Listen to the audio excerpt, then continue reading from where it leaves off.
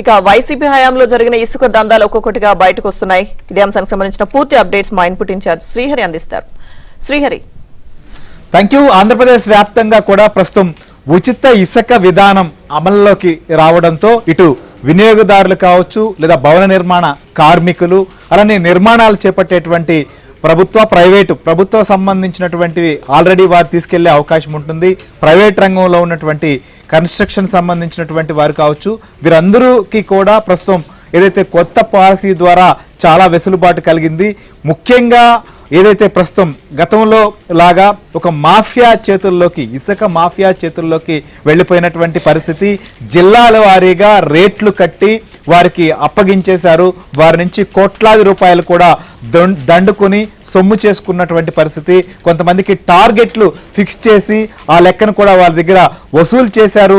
కొంతమంది దీన్ని కట్టలేక బలవన్మరణాలకు పాల్పడినటువంటి ఘటనలు కూడా ఉన్నటువంటి పరిస్థితి ఆంధ్రప్రదేశ్లో నెలకొంది. అంటే ఏ రకంగా ఇది మాఫియా చేతిలోకి వెళ్ళిందో చూసాం. సో ప్రస్తుతం ప్రభుత్వం ఏదైతే కూటమి ప్రభుత్వం రాగానే ఎన్నికల సమయంలో ముఖ్యంగా గతంలో కూడా వైసీపీ పాలనలో ఇసుకకు సంబంధించి కొరత సృష్టించడం అయితేనేమి, తర్వాత పాలసీ పేరుతో నానా ఇబ్బందులు పెట్టినటువంటి పరిస్థితులు చూసాం. దీంతో చాలా రోజులు కూడా భవన నిర్మాణాలకు ఆటంకం కలిగింది. కార్మికులు కూడా వీధిన పడినటువంటి పరిస్థితి, పెద్ద ఎత్తున ఆందోళనలు చేశారు.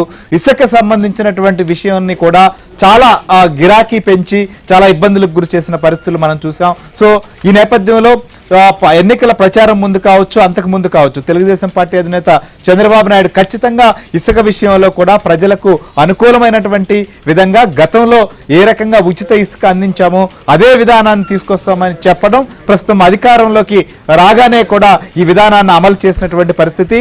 సో రాష్ట్ర వ్యాప్తంగా ప్రస్తుతం గుర్తించినటువంటి ఇసుక రేచల్లో ఈ విధానం అమల్లోకి ఉన్నటువంటి పరిస్థితి. దీంతో గతానికి ఇప్పటికీ ఉన్నటువంటి తేడా, సో గత పాలనలో ఉన్నటువంటి పరిస్థితి ఇప్పుడు ఏ రకమైనటువంటి పరిస్థితి ఇసుక విషయంలో ఉంది. దీని ద్వారా నిర్మాణ రంగానికి సంబంధించి ఎంత భారం తగ్గింది, ఎంత ఈజీగా కూడా అందుబాటులోకి వచ్చింది.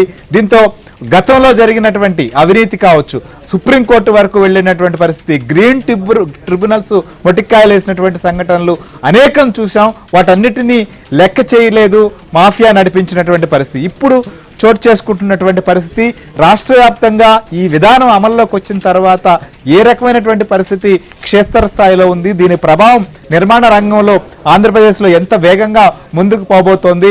సో పన్నులు కూడా ఏదైతే స్థానిక సంస్థలకు రావాల్సినటువంటి ట్యాక్సులు కూడా ఏ రకంగా వస్తాయి, వీటన్నిటిపైన కూడా మనం డిస్కస్ చేద్దాం. మనతో పాటు ఇదే అంశానికి సంబంధించి కూడా సచివాలయం నుంచి కూడా ఆంధ్రప్రదేశ్ సచివాలయం నుంచి మనకు అందుబాటులో ఉన్నారు. ఇక ప్రసాద్ కూడా ఇసుక సంబంధించిన విషయంలో విజయవాడ నగరంలో ఎలాంటి పరిస్థితి ఉంది, వారికి తీసుకురావడానికి అవుతున్నటువంటి ఖర్చు ఎంత టన్నుకు పడుతోంది అనే అంశాలపైన కూడా మనతో సాంబశివరావు కూడా గుంటూరు నుంచి సిద్ధంగా ఉన్నారు. అలానే వెంకట్రావు కూడా ఒంగోలు నుంచి మనతో పాటు లైవ్ లో అందుబాటులోకి వచ్చినటువంటి పరిస్థితి. ఇక విశాఖపట్నం నుంచి కూడా నాయుడు మనతో పాటు, అంటే అన్ని ప్రాంతాల్లో ఉన్నటువంటి పరిస్థితులు కూడా మనం చూద్దాం ఒకసారి కూడా. సత్య, ముఖ్యంగా ఇసుక పాలసీ వచ్చిన తర్వాత ఈ ఇసుక పాలసీని మొదటి రోజు కొంత కన్ఫ్యూజ్ వచ్చింది, కొంత ఆలస్యంగా జీవో వచ్చినటువంటి పరిస్థితిని మనం చూసాం. ముందు ఉదయం నుంచే మంత్రులు ఎమ్మెల్యేలు కూడా ప్రజాక్షేత్రంలోకి ఏదైతే వెళ్ళి అందించేందుకు వెళ్ళడం, చాలా మంది రావడం కూడా చూసాం. సో ప్రధానంగా పొందుపరిచినటువంటి అంశాలు గతానికి ఇప్పటికీ తేడా ఏంటి,